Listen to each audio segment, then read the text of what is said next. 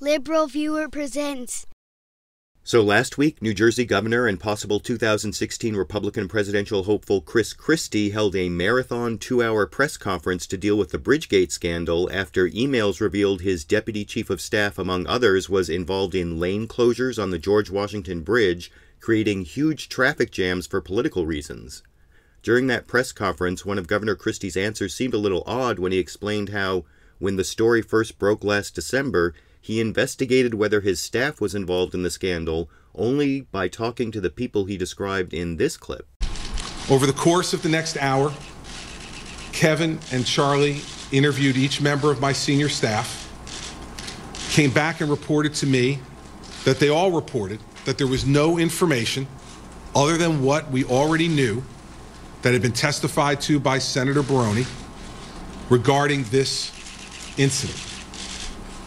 I then questioned Kevin O'Dowd and Charlie McKenna directly, since they are the only two who report directly to me. Now, if Governor Chris Christie really wanted to get to the truth, it seems kind of strange he would only talk to 2 people instead of interviewing his staff himself. It sounds like someone trying to minimize who can testify about what he knew and when he knew it, rather than someone trying to find out what happened. His answer actually reminded me of a scene from that classic Martin Scorsese mafia movie Goodfellas, where Ray Liotta narrated how the big mob boss Paulie, played by Paul Sorvino, used this same management method Governor Chris Christie described, as you can see in this clip. For a guy who moved all day long, Paulie didn't talk to 6 people. If there was a union problem or, say, a beef in the numbers, then only the top guys could meet with Paulie to discuss the problem. Everything was one-on-one. Paulie hated conferences.